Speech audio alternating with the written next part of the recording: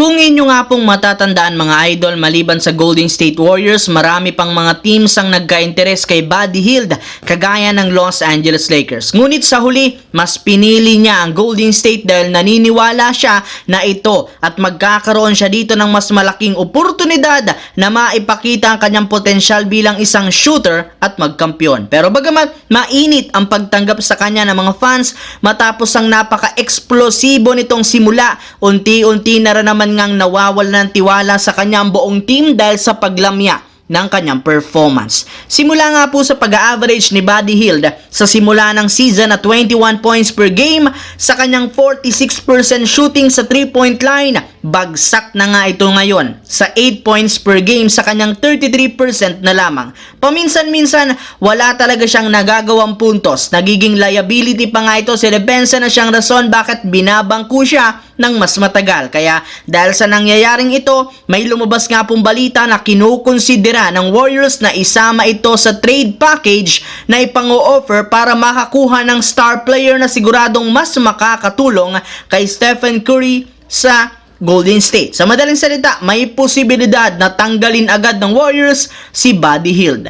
Samantala, isang araw ang nakakalipas mula nang makuha ng Lakers sina Dorian Finney-Smith at Shake Milton.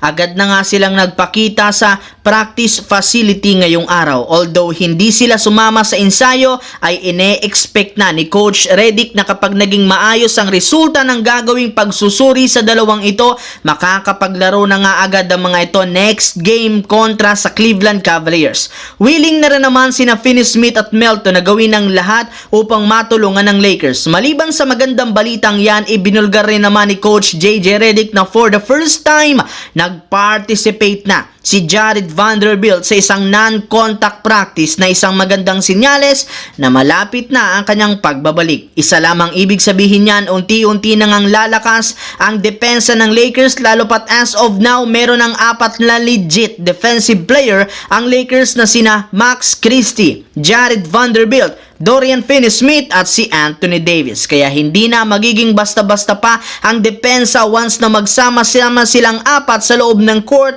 na isang magandang balita para kay LeBron James. Sa kabilang banda, napatunayan nga na hindi talaga si Coach Mike Brown ang tunay na may kasalanan bakit bumabagsak ang Sacramento ngayon sa West, dahil halos wala rin naman nga pong pinagbago ang kanilang laro simula nang tanggalin ito. Hirap pa rin naman ngang manalo kahit meron silang bagong head coach. Kaya isang malaking palaisipan, ano nga ba talaga ang tunay na rason bakit nitalanggal si Coach Mike Brown? Well, ayon sa ibinulgar ng isang insider, kinausap nga sana ni Mike Brown si DeMar DeRozan na kung maaari, maglaro ito ng off the bench bilang parte ng kanyang gagawing adjustment at game plan. Ngunit hindi ito nagustuhan ni DeRozan ang ganitong klaseng ideya dahil isang malaking sampal ito sa kanyang pride. Kaya pinaniniwalaan na ito ang nag-request sa front office ng Kings na tanggalin na lamang si Mike Brown kaysa maglaro siya ng off the bench sa mga susunod na laban na labag sa kanyang kalooban.